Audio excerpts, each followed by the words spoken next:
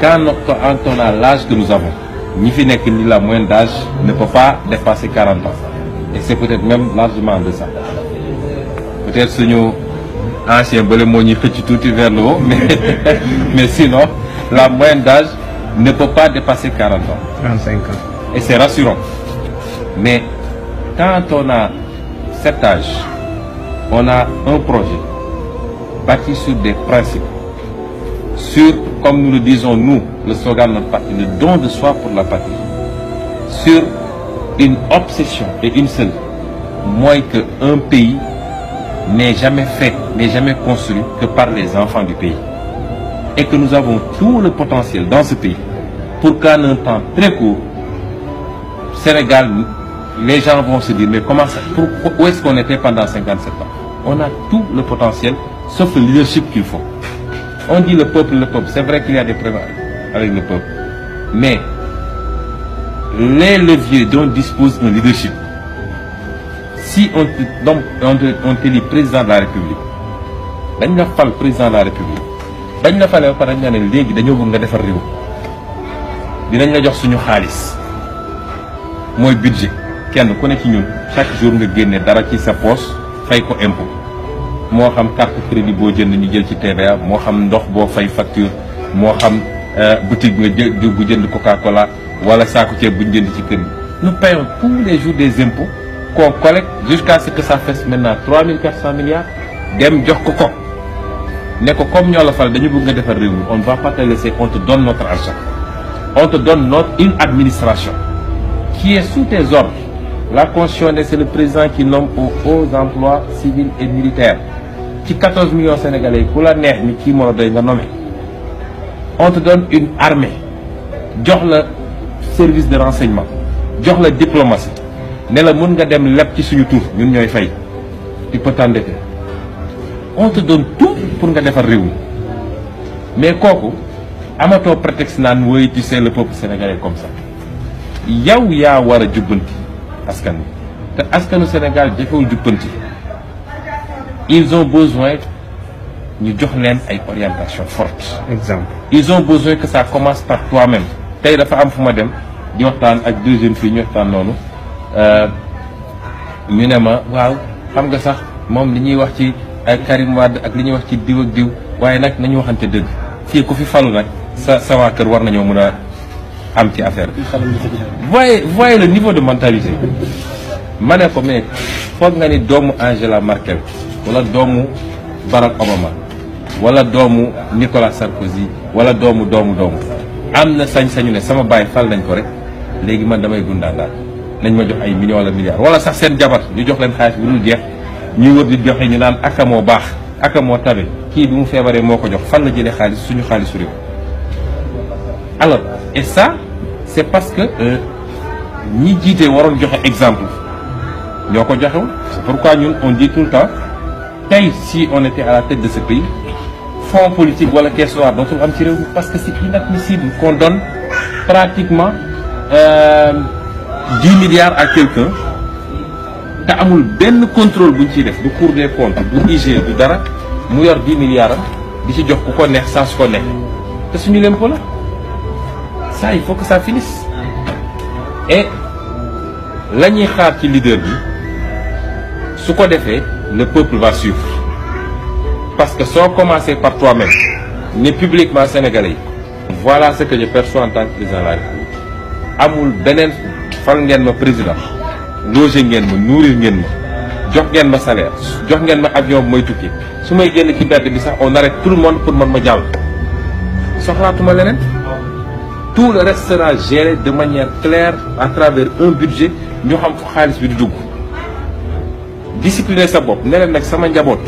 ka ca amoon liggéeyam day continuer liggéeyam tranquillement ka cay jàng day continuer njàngam nang du ma ci boole kenn wala ma jël alalu nguur gi di ko jox kenn ci sama njaboot. Bu boobaa soo buggee pousse le pays vers une rigueur les gens te suivront parce que dañ naan moom moo njëkk a joxe exemple. Mais si vous donnez le mauvais exemple jël sa frère jox ko suñu pétrole mu jaay am ci ay milliards ñëw Géejawaay fii di tasaare xaalis nit ñi topp ko di ko woteel jël sa jabar daggal ko li nga koy daggal mu yor xaalis di distribuer ci koo xam ne yorul entreprise liggéeyul liggéey bu ñu xam fayekul salaire jël say beaux parents say ku nekk nga daggal ko fi nga koy daggal ba pare bëgg ne sénégalais yi nag njëgër ñu ne non. Et à partir de ce moment le programme et le projet pour lequel nous nous battons ñun ñëpp dañu war a am conscience d'une chose soxlawuñu ci ab messie wala benn personne exceptionnelle qui sort du lot lañ ci soxla mooy dem ba atteindre une masse critique de Sénégalais qui croient à ces projets mu jaral leen xeex bi ñu xeex ko. Jiar kontaanee jox cër mbokk àdduna jiar kontaanee jox cër mbokk internet C'est le Bon TV kon am mbokkum réew mi ci seen chaîne la chaîne de la vérité donc di waxtaan ak yéen saa su ne ci tolluwaay réew mi balaa ñoo sori ñuy wax bàkk bi doolee jën ndox la doolee saxaaraay la mais doolee chaîne YouTube site internet abonnement aimé commentaire et partagé xam naa ne yéen a ngi ci mais gën leen cee nekk ndax gis naa ni ñi ñuy seetaan ñoo ëpp ñuy abonné kon nag bëgg nañu ñuy egg 100 000 abonnés balaa yàgg kon nag gars yi abonnement bi yomb na amul dara amul fay da ngay laal bouton bu xonk bi rek wala des fois bu ñuul bi nga laal ko wala nga ki nga dendal nga ne ko abonneel ma C'est le Bon TV c'est très simple ndax ku yor ñaari junni yoo mayal ku la neex waaye soo bëggee dégg jàppal C'est le Bon TV kon gars yi vous êtes obligés ngeen abonné c'est très important mais da leen aimer aussi di nuyu suñu partenaire Cheikh Ahmadou Bamba Mboup borom excellence groupe nga xamante ni tey moo ngi nekk fële excellence global groupe nekk fële ci Parcelles Assainies unité 22 villa numéro 244 waaw di borom association FILS formation et de réinsertion des lutteurs du Sénégal man mi di wax ak yéen bu ma demee ba nekk professionnel c'est grâce à Cheikh Ahmadou Bamba Mboup di jeune entrepreneur bu am solo di liggéey bu am solo groupe bi nag am lépp am multiservice xam nga am arène bi sécurité nga xam ne bëri nekk yi nga xam ne ñoroon nañ nekk nervi yëpp moo leen recruter utal leen liggéey képp ku soxla convoyeur ku soxla sécurité maison garde rapproché loo mën ci soxla ma nga ca excellence global groupe ndindi service aussi ma nga fa waaye institut de formation au métier de l'économie ma nga foofu ca Parcelles Assainies unité 22 ci Cheikh Ahmadou Bamba Mboup kon Cheikh Bamba mon frère maa ngi lay bëggee yaa courage yaa doomu ndeyu Modou Fall gars yi nag tey comme ni mu leen ko wanee rek si commencement vidéo bi coloré ak projet bi ñu sekkoon ak kenn si ñun di sénégalais comme ñun muy Seydina Ousmane Sonko projet boobu ak coloré googu dañ ko war di gën di fësal dem ngeen màggali waaye dafa amoon projet bu ñu boole dafa amoon engagement bu ñu boole dafa amoon ay mbir ay nit yu nga xam ne ñoo àndoon ci xeex bi tey ñu ngi tëdd fii ci kaso bi ñii ñu ngi tëdd fii ci armeer yi ñii ñu ngi génn réew mi te loolu yëpp ñun ñoo ko àndoon ak ñun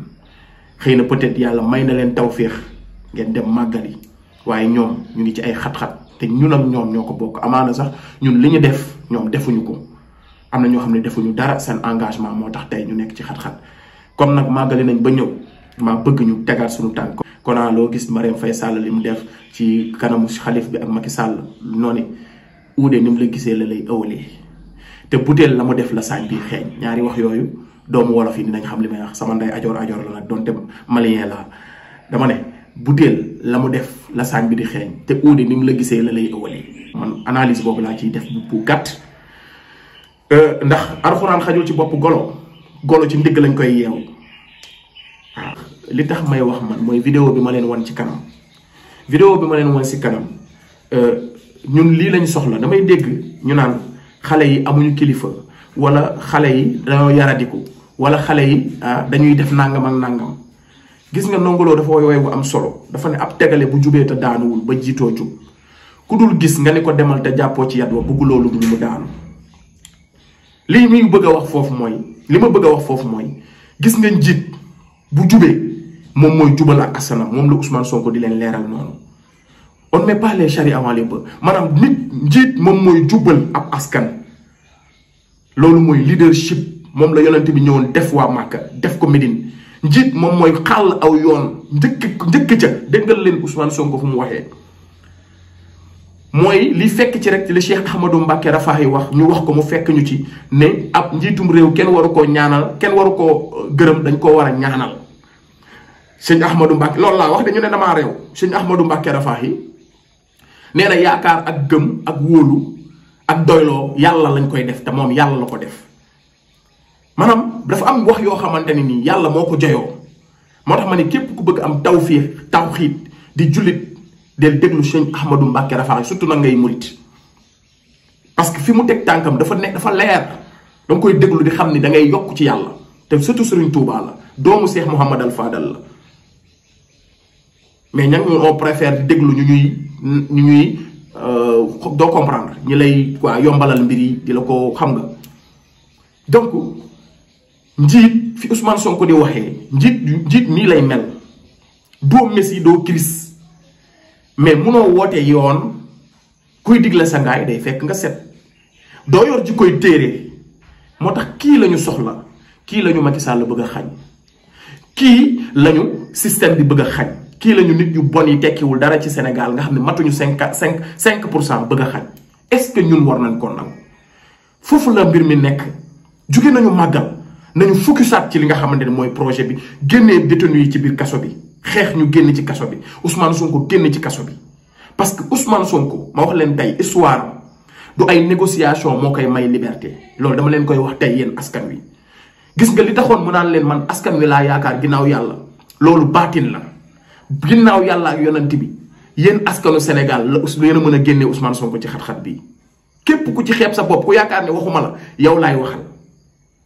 parce que tamit on est obligé parce que ñun ñoo tax muy sonn ñun ñoo ko dugal ñun ñoo ko gañ ñun ñoo ko gëm ñun ñoo ko ne ñun ñoo ngi sa ginnaaw kenn du la laal mu ni yee di ñu jàjj di ñu wor di ñu won di ñu gindi gedd lépp nag taxaw dëgmal ne damay yee sama askan damay nekk leader bu nga xam damay njëkkee exemple bi sama bopp yor keesu réew fukki at ak juróom kenn mënu ko toppee dërëm mu def déclaration de patrimoine am 200 000 moo nekk ci compte am ba tey jii amul kenn ku mën a dindi loolu kon bu taxawee nañu njiit bi moo war a jubal moom mooy wane exemple mais Ousmane Sonko daf ñoo wan exemple mooy nit ki booy faloo yow yaay commencé exemple bi ci yow alalu askan wi nga maandu ci nga njëkk cee maandu kon doo fal kenn mu ciy jël dërëm nga maandu ci poste yi nga xam ne parce que en tant que président tu nommes au poste civil et militaire ñu jël administration teg ko sa comme Ousmane Sonko nu mu ko waxee rek maanaam dañoo jël toutes les dispositions nécessaires teg ko ci solo kon pourquoi ñu lay gërëm kon sëñ Ahmadou Rafahi Mbacké bu taxawee ne njiitu réew kenn waru koo sant dañ ko war a ñaanal ndax li mu def da ko war a def te du koo diggee woon ñaanal ko ngir leneen li mu diggee woon te defagu ko mu def ko parce que dañoo mettre toutes les dispositions nécessaires xañ lépp suñu bopp jox la kon yow dañ laa war di jàjj di la ñaanal pour nga yegg fa nga jëm waaye kenn waru laa gërëm ndax ku lay gërëm amul lu Macky Sall nee naa leen ku koy gërëm loo koy wax même bu doon dafa accomplir 12 ans yi amul benn jafe-jafe Macky Sall waruñu koo gërëm moo ñu war a gërëm waxuma laa nag Macky Sall li mu waxante ñun de A à Z defu ci dara dafa fayir maanaam bu doon examen bac la génnul sax oral li ma gën a metti nag ci waxu Macky Sall mooy bu naan réew mi duñ ko teg ci loxo yi non loolu daf may rey daf may metti duñ ko teg ci loxo yi wala duñ ko teg ci loxo yi réew mi duñ ko teg ci Macky Sall du moom mooy teg réew mi ci loxo kenn mais kii kañ lay xam boppam xam mooy kan respecter sénégalais yi une bonne fois pour toutes Macky Sall du yow yaay teg réew mi ci loxo kenn askan wi ko tegoon sa loxo ñoo koy tegaat ci loxo keneen bon sang mais ñii xamuñu seen bopp toog ak ay nit naan leen réew mi duñ ko teg ci loxo yi wala duñ ko teg ci loxo yi encore une fois Macky Sall c'est pas à toi c'est pas ton rôle yow loolu du sa rôle kon encore une fois respecte les sénégalais moo tax ma ne leen njiit moom mooy jub askan mën a jub njiit bu jubul askan du jub njiit moom mooy jubal aw askanam woo leen ci dëgg woo leen ci parce que dafa am pouvoir yépp Macky Sall la ngi ni tey bu bëggee ñu tudd 20h ñëpp tëdd 20h nañ waxante dëgg yàggul dara fii suñu ginnaaw Macky Sall la ngi nii lépp lu nga xamante ni tey sañ bëgg na ko ci ñun sañ ko ci ñun da koy def kon nag su bëggoon ñu jub bëggoon kenn bañ a sàcc alalu askan wi bëggoon corruption jeex fi bëggoon alalu askan wi mu dellu si askan wi transparence am mais day am mais dañoo amul njiit bu baax kon askan wi xale yi ngeen di xas en tant que guide spirituel en tant que président de la république wala élu yéen a jubul su ngeen juboon askan wi topp leen wallaahi yéen a dëng askanu Sénégal mag ñi ñoo dëng ngeen baal ma ak ñi ma ko sañ a wax mag ñi ñoo dëng ñi yor poste de responsabilité ñoo dëng ñi war a jubal ñoo dëng moo tax jub du mën a am parce que li tax ñi war a jubal ñoo dëng mooy que mënuñu nangu ay kilifa yi ñu gën a yaakaar ci réew mi toog njiitu réew mi toog soxnaas njiitu réew mi toog nga fay gis lu la war a mën a yéem naan lii nan la fi war a mën a amee loolu ak njub amu fa nga fay dégg loo xam ne yow fi nga toog ngay toog xam ne kii li muy wax amul te ñoo foofu mooy sommet ñoo ñooy réew mi le président de la république ak kilifa yi gën a mag ci réew mi toog di wax mu leer ni yow sénégalais bi gën a tuuti nga xam ne ñii li ñuy wax ak la réalité c'est diamétralement opposé li ñuy wax ak li am du dëgg même pas une 24 heures yàlla ji taw firnde gi ñëw léegi askan woowu naka la ñu mën a dëggoo askan woowu naka la ñu mën a jubee askan woowu naka la ñu mën a normalé mooy dañu amul base dañu amul repère dañu amul fu ñu cëslaay fu ñu teg seen tànk ba jub léegi da ngay baax sax ñu naan la saay yow gayan te ngaa génn si nga nekk Sénégal da ngay xool noo lijjantee sa bopp si nga nekk ci administration di liggéey bëgg a jubal ñu ne la bàyyi li ngay def nii nekku fi da ngay ñàkk sa poste da ngay dem ba yow mi bëgg a jub yow yaa nekk en danger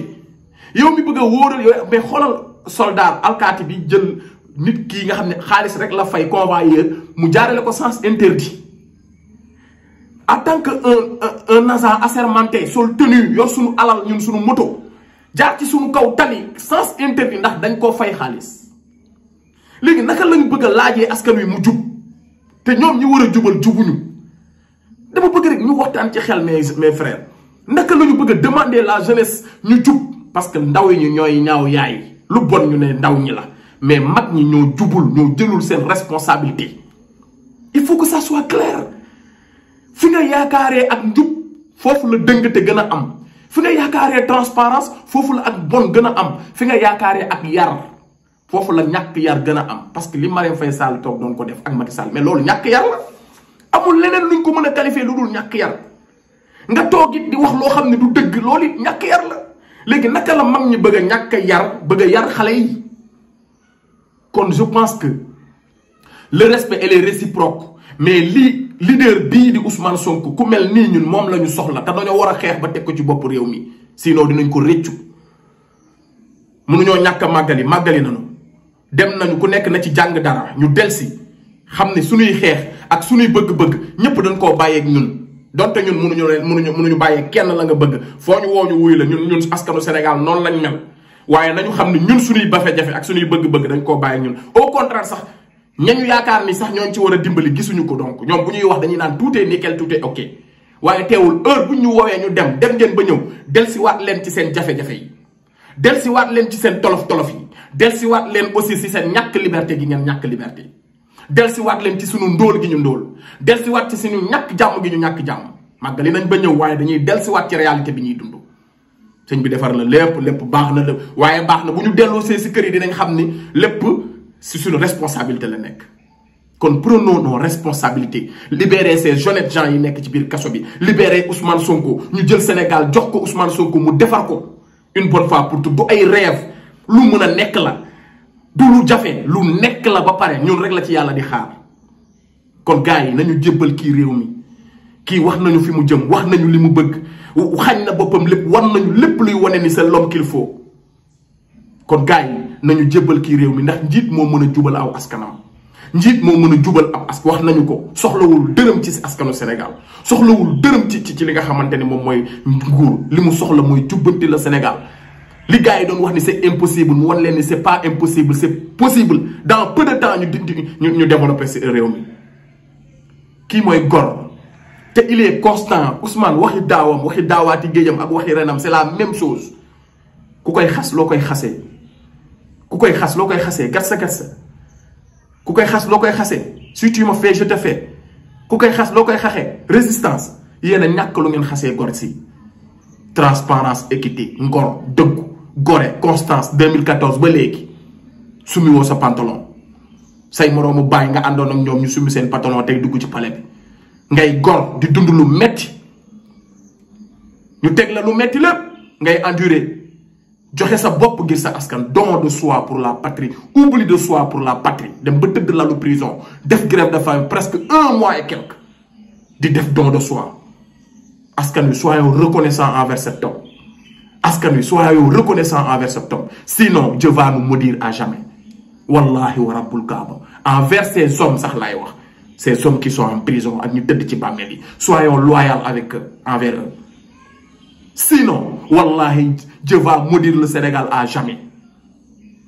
Gars yi, lii laa ne woon naa leen ko indil parce que Ousmane Sonko du ku ñuy fàtte. Ousmane Sonko du ku ñuy nëpp-nëppal. Ousmane Sonko jantum njolloor la. Baye Matar Seck nee na jantum njolloor. Xaj buy bañ kuy bañ mu fenk. Nee na da ngay nekk xaj bu taxaw di mbëw ba dee du tee heure fenkam bu jotee day fenk te heure bu waree soo dina so. Ousmane Sonko nag foofu la taxawee ci askanu Sénégal. moo tax ma ne Alaaji Oña Njaay Pastef ñaasu kanam la sën mu du ko dindi Antoine Diome noppalul kon ñun fii lañ ne dama bëgg ñëpp nekk fa. gars yi li moo nekkoon waxtaan bi ngeen baal ñu bu amee lu ci jubul mais lépp rek l'excellence est notre credo bu leen fàtte di abonné tey partager jaa ngeen jëf merci beaucoup.